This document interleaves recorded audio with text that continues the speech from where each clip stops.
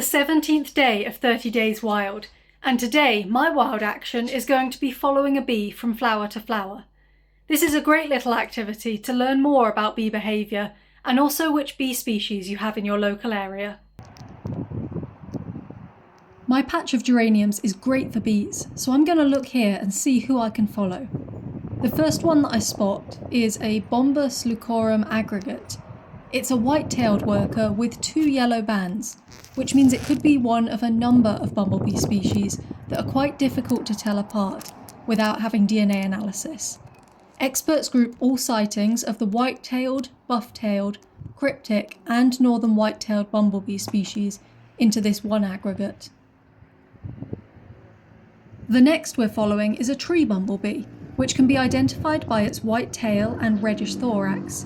This is a recent native. It arrived in the south of England, in Wiltshire, in 2001 after it had expanded through Europe. However, it only arrived in Ireland around 2017 and up in Northern Ireland within the last 5 years, so this girl is one of the first generations to live around here.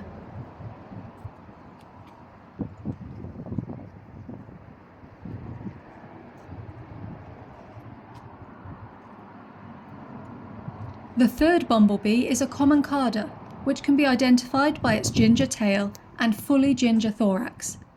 I did spend some time identifying this because the bands of ginger appear to be broken, but this species is prone to its colour fading, so I think that's what's happening here.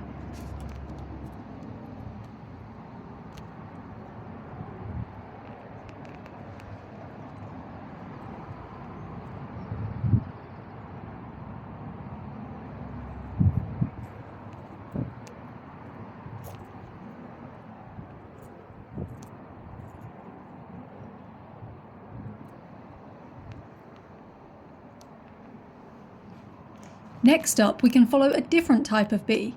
This is the northern dark honeybee, which is the only native honeybee in Northern Ireland. It can be identified by its very dark abdomen and the fact that any stripes that you can see are actually really tiny hairs rather than true banding.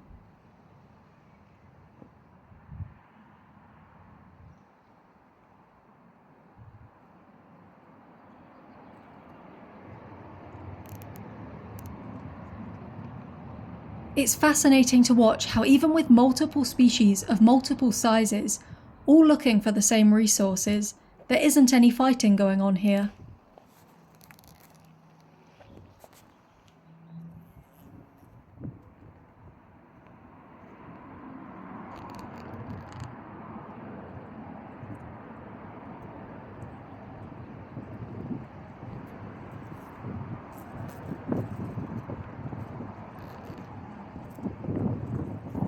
That was a really enjoyable way to spend a few minutes of my time, and I didn't realise quite how many bee species I had coming around my garden.